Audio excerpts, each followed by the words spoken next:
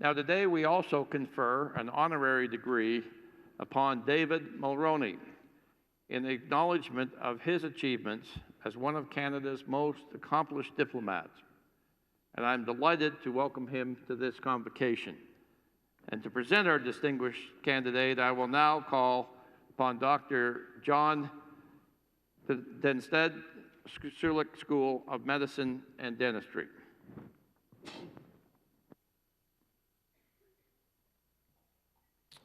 Mr. David Mulroney.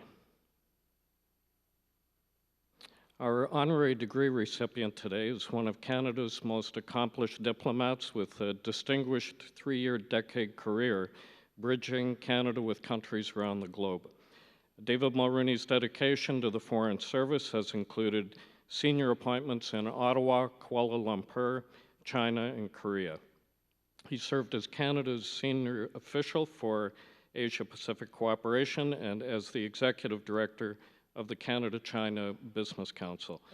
Mr. Mulroney held a long-standing role as Associate Deputy Minister of Foreign Affairs, as the Prime Minister's personal representative to the G8 Summit, and as Foreign and Defense Policy Advisor to the Prime Minister of Canada.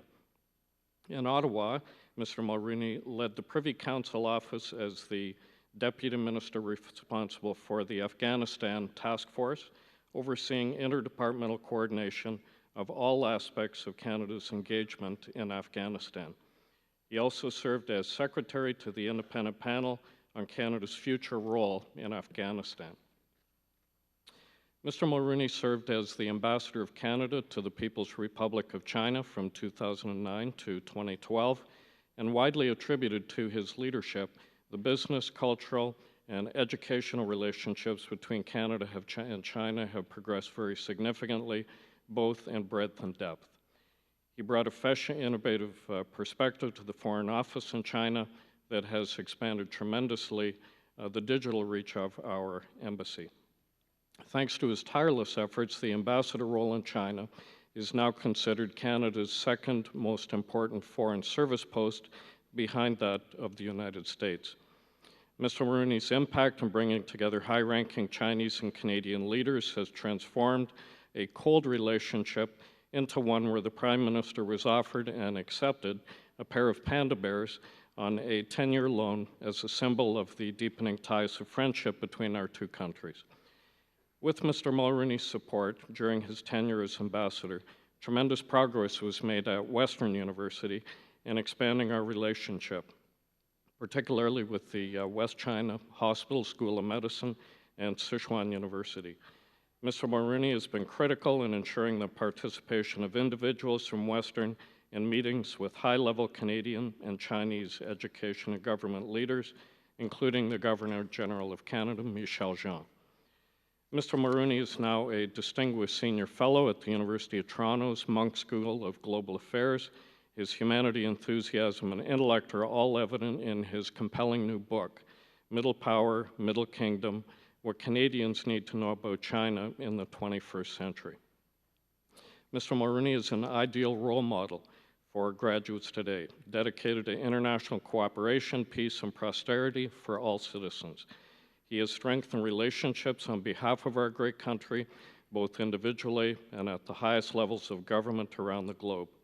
Mr. Chancellor, on behalf of the Vice Chancellor and in the name of the Senate, I ask you to confer the degree Doctor of Laws, Honoris Causa, upon Mr. David Mulroney. Thank you.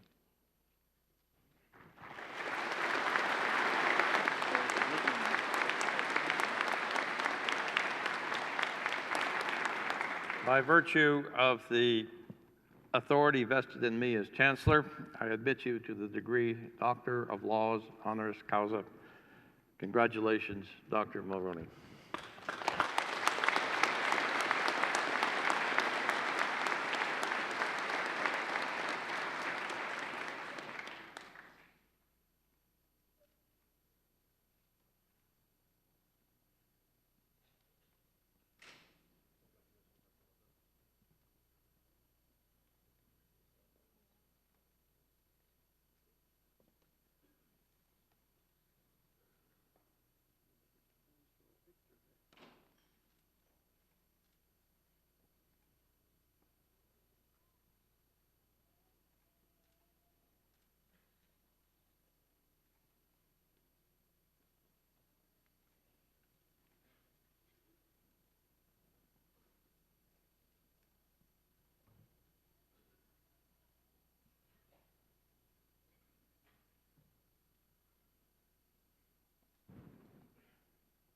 On behalf of all assembled here today, I should now like to invite our newest alumnus, Dr. David Mulroney, to address Convocation.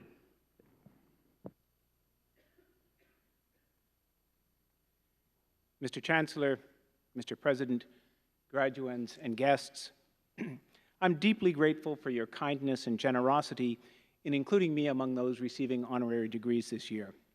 I know, and this has been said, that I'm receiving this in part because I decided early on that education would be a priority for me as ambassador in Beijing. Visiting universities in China and in Canada, and sitting down to talk with students in both places was central to my mission. But my recognizing that education is a powerful point of connection between Canada and China was not completely delinked from more self-interested objectives. A big part of my job as ambassador involved helping people in China to better understand Canada. It didn't take me long to grasp that the very best way to introduce the Canada that we know and love, the Canada of great and tolerant minds, of art and culture, science and technology, innovation and entrepreneurship, is to start with universities. I could tell my Canada story more effectively by pointing to the work and example of the illustrious Canadians I came to know through the Canada-China Education Network. I mean people like Dr. John Denstead, my host and guide here at Western. Thanks to John and to Western, Canada came to be seen as a privileged partner on the campus of the West China Medical University, which includes one of the largest hospitals in the world and is an emerging center of medical research. And I deeply appreciate the leadership shown by President Chakma, who, in addition to making Western more present in China, and China more present at Western, has been such a compelling spokesperson for the importance of thinking of education in international terms. He reminds us that our future development, prosperity, and well-being depend on being open to the best students and professors that the world has to offer, and that we should see this as a two-way process, welcoming even more students here in Canada, and importantly, encouraging more Canadians to study abroad. But as honored and as grateful as I am today, I'm also a little wary. Commencement speakers are by definition in the advice-giving business. That can be a seductive, almost intoxicating opportunity, but it's also fraught with danger.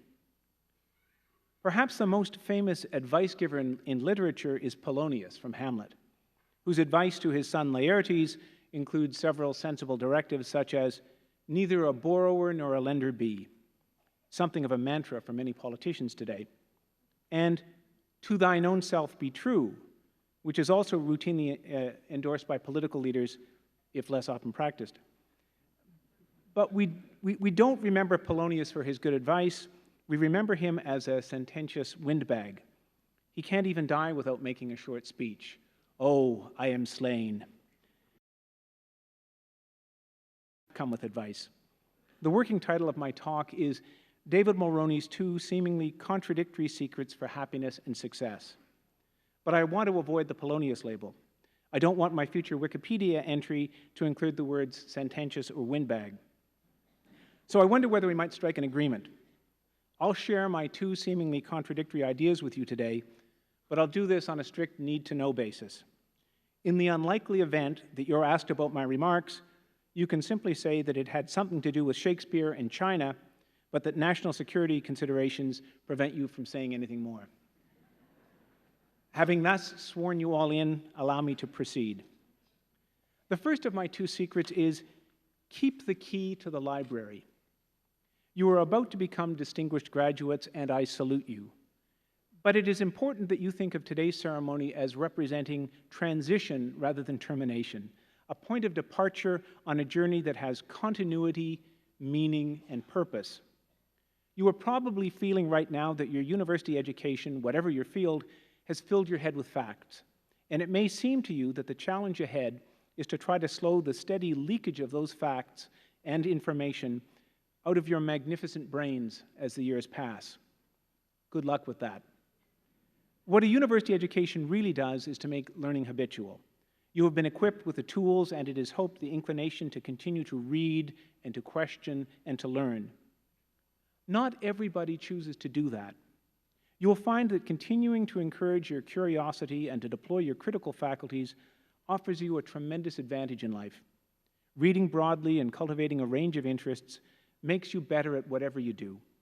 My strongest officers in the embassy in Beijing were not necessarily the best Mandarin speakers or the most brilliant sinologists. Instead, I valued most those who were animated by intellectual curiosity and who were capable of making creative connections, those willing to challenge our Canadian assumptions and to keep their admirably open minds brimming with new ideas. They weren't afraid to unshackle themselves from desks and computers, to see things for themselves, to actually talk to people. Deng Xiaoping called this seeking truth from facts, or better still, crossing the river by feeling for the stones. But there's another reason for keeping your key to the library, for maintaining your connection to the intellectual community that the university continually replenishes. At its best, this community offers an alternative to a more dreary modern reality, a world that is increasingly partisan, where invective takes the place of rational argument, a world closed to dialogue, and as a result, often closed to new ideas. I have long been inspired by an anecdote from the preface to Edith Hamilton's wonderful book, The Greek Way, which celebrates the determination of the ancient Greeks to stay focused on the higher and better things. What, as Hamilton reminds us, Socrates called the region of purity and beauty and unchangeableness. Hamilton mentions a scholar in Paris who, in the immediate aftermath of France's humiliating defeat by Prussia in 1871, welcomes his students to the Republic of Letters, a place where there is neither Frenchman nor German, dedicated solely to the pursuit of truth in all her manifold aspects. Fittingly, the professor's welcome serves as an introduction for these French students to a lecture about the great German master Goethe. So keep the keys to the library, continue to develop and refine those minds that have been opened here. My second secret is to know who you are and what you stand for. Let me tempt fate and channel Polonius. To thine own self be true. This may seem to conflict with my first suggestion that you remain open-minded, inquisitive, dispassionate, and scholarly. In his opening lecture to the introductory course Philosophy 100 at St. Michael's College in September 1973, Professor Tom Lang directed his students, my 18-year-old self included, to an unexpected source of inspiration. We talked about Robert Bolt's preface to his play A Man for All Seasons, which traces the downfall, trial, and execution of Thomas More, a brilliant Renaissance writer and thinker and a deeply skilled, subtle, and experienced public servant. Professor Lang was starting us on a somewhat circuitous year-long examination of how the essential nature of a thing, what makes a dog or a book, relates to the appearances and impressions that emanate from that thing. He was preparing to get us on the road to ancient Greece, to Socrates, and to Plato, and to the analogy of the cave. Bolt's play celebrates a man who was able to distinguish between his public image and his innermost self. More's public narrative described someone who had become one of the most famous intellectuals in Europe, someone who wore the chain of Lord Chancellor of England, someone who reveled in being called the king's good servant. It would be easy to see More as the sum of these distinguished parts, but he was ultimately faced with a moral dilemma that penetrated the cloud of reputation and image. He was asked to agree to something, a controversial divorce for the king, that went against his most important beliefs. More, who early in the play talks about using his lawyerly wits to hide within the thickets of the law, is ultimately driven into the open and confronted by the ultimate existential question, yes or no. In his preface, Bolt tells us that More, quote, knew where he began and left off, what areas of himself he could yield to the encroachments of his enemies, and what to the encroachment of those he loved. He was able to retire from those areas in wonderfully good order, but at length he was asked to retreat from that final area where he located his self. The only way for More to save himself is to deny his conscience, the thing that makes him who he truly is. He refuses to do this, although it costs him his life. The great poet and champion of Indian freedom, Rabindranath Tagore, explored the same fundamental dilemma. what to do when the world appears to reject what is most important to you, what to do when others appear too ready to negotiate what for you is non-negotiable. Tagore wrote, "If they answer not your call, walk alone. If they are afraid and cower, mutely facing the wall, O you unlucky one, open your mind and speak out alone." Tagore's challenge to us, that we must be prepared to walk alone at times in our lives, has inspired many, Gandhi among them. I know that I'm presenting you with what seems to be a contradiction, suggesting that you be inquisitive, objective, tolerant, and open-minded, while at the same time encouraging you to think clearly and carefully about those things that define you, the things about yourself that you can't abandon to the pressure of popular opinion or yield to the encroachments of power, status, or money. This seeming contradiction resolves itself if we consider that the ultimate objective of all scholarship is the truth. The motto of this university is veritas et utilitas, truth and usefulness. Both are essential and to be desired, but truth comes first. Our scholarship, our search for truth, should be lifelong. And while the scope of that search is without limits, surely the ultimate objective is to know ourselves, to understand our essential natures, what makes us who we are, to identify the values for which we are prepared to walk alone. Welcome to the Republic of Letters.